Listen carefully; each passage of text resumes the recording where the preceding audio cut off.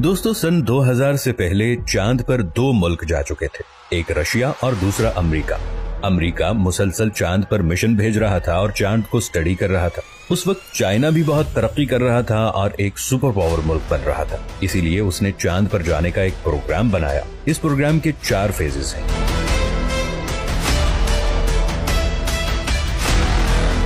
Phase 1 में 2 mission को भेजा गया।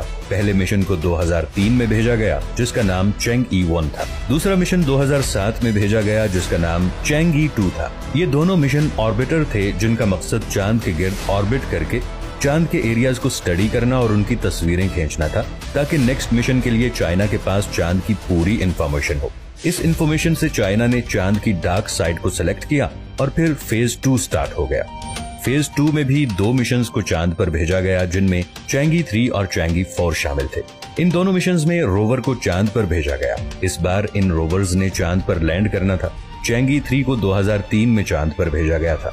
इसके बाद 7 दिसंबर 2018 को चाइना ने चैंग-ई-4 मिशन को लॉन्च किया, जो 3 जनवरी 2019 को चांद की डार्क साइड पर लैंड हुआ। इसके लैंडर का नाम यूटो-2 था, जिसका मकसद चांद के एक हिस्से को सिलेक्ट करना और वहां खुदाई करना था। लैंडिंग के फौरन बाद उसने चांद की सतह और वहां मौजूद क्रेटर्स को स्टडी करना शुरू कर दिया, और फिर उसने एक क्रेटर में एक ऐसी चीज को फाइंड किया जिसने नासा के साइंसदानों के साथ साथ पूरी दुनिया के साइंसदानों को हिला डाला। असल में इसने एक ऐसे रॉक को फाइंड किया जिसका कलर ग्रीन था, और वो रॉक बहुत ज्यादा सॉफ्ट और चिपचिपा था। इसके अलावा वो रॉक चमक रहा था। आज तक चांद पर जितने भी रॉक्स को फाइंड किया गया है, ये रॉक उन सब से बहुत ज्यादा डिफरेंट था। इसे ग्लैटनिस का नाम दिया गया। इस लैंडर ने इसकी बहुत सारी तस्वीरों को खींचकर जमीन पर भेजा, जिनकी स्टडी के बाद साइंसदानों ने कहा कि शायद ये मटेरियल ग्लास की तरह का है। उनका कहना है कि जब एस्ट्रॉइड चांद की सतह से टकराए तो बहुत ज्यादा प्रेशर और हीट पैदा हुई, जिससे ऐसा मटेरियल बना।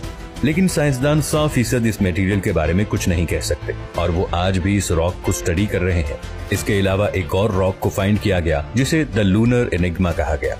ये रॉक भी हरे रंग का था, जो चमक रहा था। वहाँ टेम्परेचर हद से ज्यादा कम था। ये रॉक और वहाँ के टेम्परेचर इस बात की तरफ इशारा कर रहे थे कि चांद की सतह के नीचे पानी का बहुत बड़ा समुद्र मौजूद है, और चांद की जमीन के नीचे पानी होने की बात को इंडिया के चंद्रयान 3 मिशन ने भी कंफर्म किया कि हाँ, चांद की सतह के नीचे पानी मौजूद हो सकता है।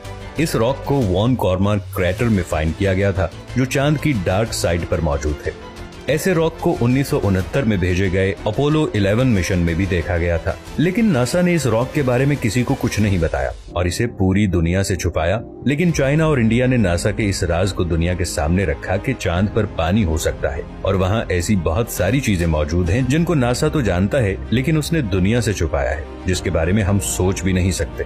चैंग-ई-4 मिशन के बाद चाइना ने 23 नवंबर 2020 को चैंग-ई-5 मिशन को लॉन्च किया, जिसका मकसद उस जगह से चांद की मिट्टी के सैंपल्स को कलेक्ट करना था। यहाँ चैंग-ई-4 ने खुदाई की थी। इस मिशन का टाइम पीरियड 23 दिन था और इसने 1731 ग्राम मिट्टी और रॉक के सैंपल्स को कलेक्ट करके 16 दिसंबर 2020 को जमीन पर भेजा था। आज तक चांद पर जितने भी सैंपल्स को कलेक्ट करके